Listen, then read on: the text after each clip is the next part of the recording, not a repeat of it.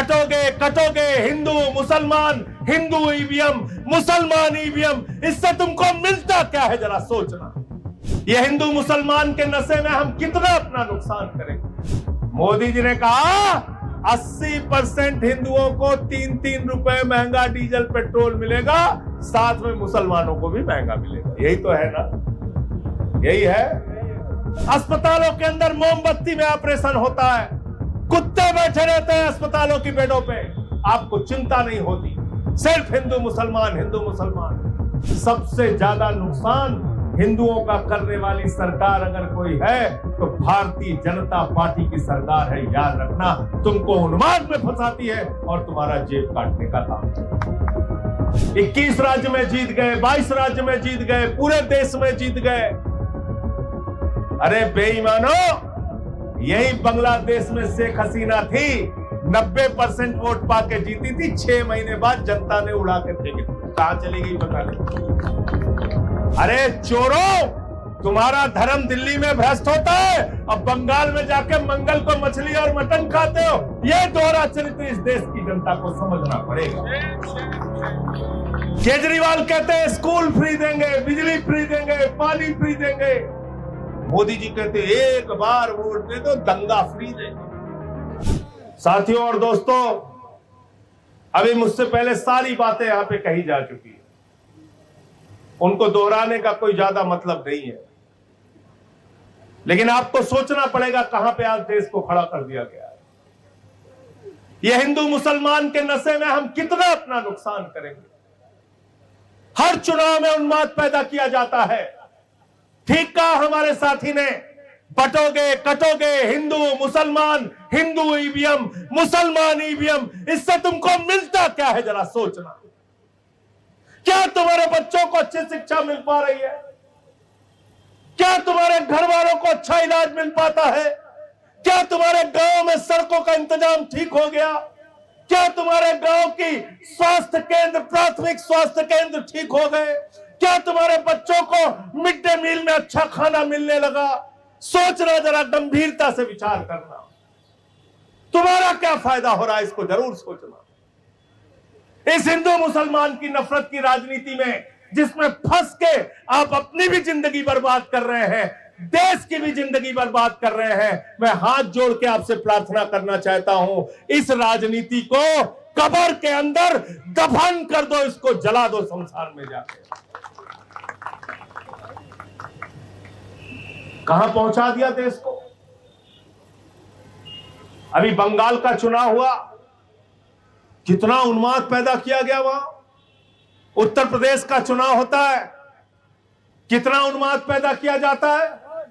यहां पे हमारे भारत का प्रधानमंत्री आता है, चुनाव प्रचार में नहीं बताता रोजगार कितना दिया, नहीं बताता किसानों के फसल का दाम दिया कि नहीं दिया, नहीं बताता खाद की बोरी का इंतजाम हुआ कि नहीं हुआ। हमारे देश का प्रधानमंत्री आता है, उत्तर प्रदेश के चुनाव प्रचार में कहता है, भाइयों और बहनों, तुम्हारे लिए एक बहुत बड़ी योजना लेके आया हूं। नौजवान कहता है, मोदी जी क्या है? बोले रुको बताता हूं। बुजुर्ग पूछता है, रोज मोदी जी क्या है? कहते हैं अभी बताता हूं। माताएं बहनें पूछती हैं, मोदी जी क्या लेके आए हो? अरे बोले चिंता मत करो, अभी बताता हूं। फिर सब तैयार हो गए तन के, दोनों हाथ, बोले दोनों हाथ की मुट्ठी बांध लो। सबने हाथ मुट्ठी बांध ली। देखा ना, जादूगर लोग जैसे कराते हैं, जादू दिखाते हैं, ऐसे हाथ बनवा लिया। बोले हाँ भाई बताओ, अगर गांव गांव में कब्रिस्तान है तो शमशान होना चाहिए कि नहीं होना चाहिए?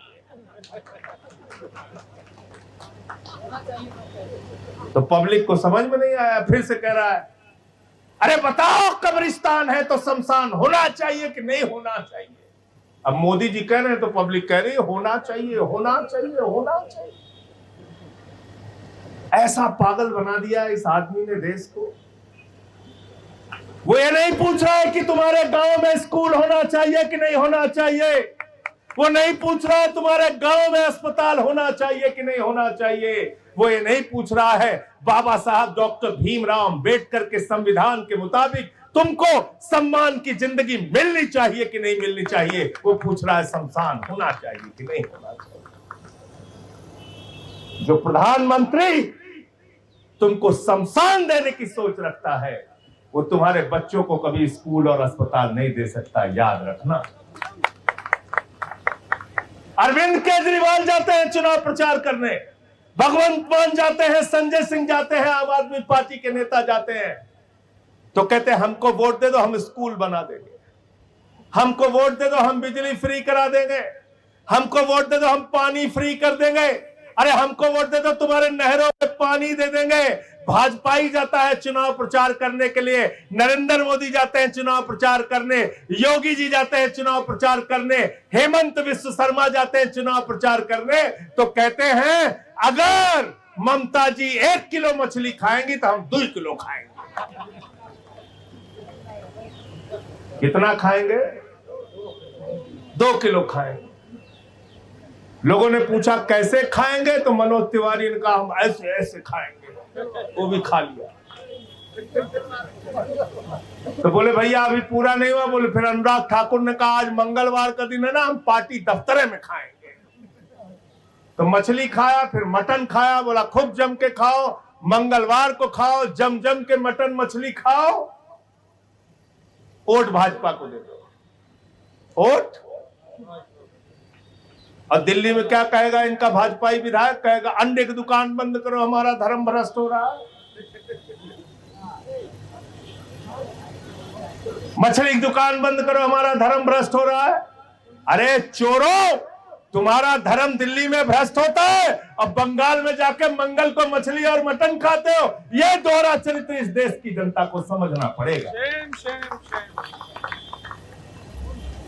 समझो ये कैसे लोग हैं। केजरीवाल कहते हैं स्कूल फ्री देंगे, बिजली फ्री देंगे, पानी फ्री देंगे। मोदी जी कहते हैं एक बार वोट दे दो, दंगा फ्री देंगे। एक बार वोट दे दो, बस एक बार, देखना कैसे नौजवानों के हाथ में हथियार पकड़ाते हैं। जाके देखो बंगाल में क्या हो रहा है। ऐसा भविष्य चाहते हो हिंदुस्तान का? बताओ ऐसा भविष्य चाहते हो तो?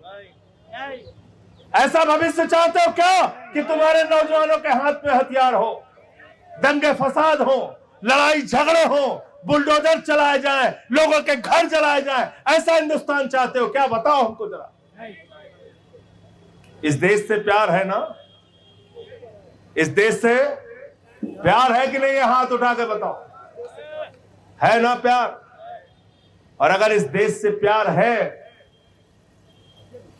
तो विधायक बनोगे तभी प्यार करोगे, संजय सिंह सांसद रहेंगे तभी देश से प्यार करेंगे, केजरीवाल मुख्यमंत्री रहेंगे तभी देश से प्यार करेंगे।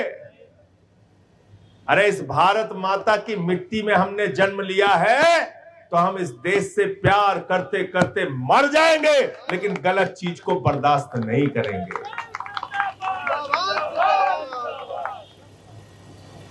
बताओ गलत कह रहा हूं? कहते 21 राज्य में जीत गए, तो क्या करें? 21 राज्य में तुम जीत गए, हम लोग तुम्हारे गुलाम हो जाएं? बताओ गुलाम हो जाओगे क्या इनके? 21 राज्य में जीत गए, 22 राज्य में जीत गए, पूरे देश में जीत गए। अरे बेईमानो, यही बांग्लादेश में शेख हसीना थी, 90% वोट पाके जीती थी, 6 महीने बाद जनता ने उड़ा के फेंक दिया। कहां चली गई पता नहीं, उसको फिर मोदी जी ने ही संरक्षण दिया। गलत तो नहीं कह रहा हूं? इसलिए सत्ता का अहंकार ठीक नहीं है। और याद रखना, जिन क्रांतिकारियों का नाम तुम लेते हो, शहीद आजम भगत सिंह, शहीद मंगल पांडे, शहीद अशफाकुल्ला, शहीद रोशन सिंह, शहीद राजेंद्र लाड़ी, शहीद राम प्रसाद बिस्मिल, शहीद चंद्रशेखर आजाद, जिन क्रांतिकारियों का नाम तुम लेते हो, नेताजी सुभाष चंद्र बोस, जिन क्रांतिकारियों का नाम लेते हो, जिन महापुरुषों का नाम लेते हो, बाबा साहब डॉक्टर भीमराव अंबेडकर, राष्ट्रपिता महात्मा गांधी, डॉक्टर राम मनोहर लोहिया, ये कभी विधायक मंत्री बनने के लिए राजनीति नहीं करते थे, देश को बचाने के लिए राजनीति करते थे। बताओ गलत तो नहीं कह रहा हूं? अगर वो भी सोच लेते अंग्रेजों का तो सूरज नहीं डूबता, इनसे लड़ाई क्यों लड़ूं, जेल क्यों जाऊं? तो क्या 15 अगस्त 1947 को देश आजाद हो पाता क्या? हो पाता क्या?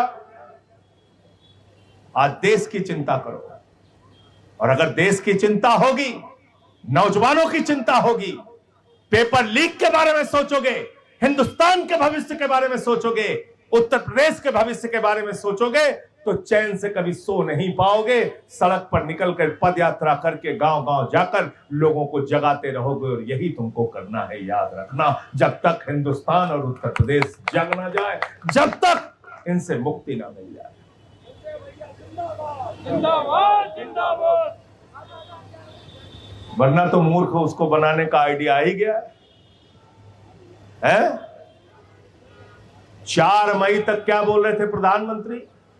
देखो भाई, चिंता मत करना, तेल गैस की कोई कमी नहीं है, गैस का भंडार पूरा है, तेल का भंडार पूरा है, कोई चिंता। नहीं। 4 मई खत्म हुआ,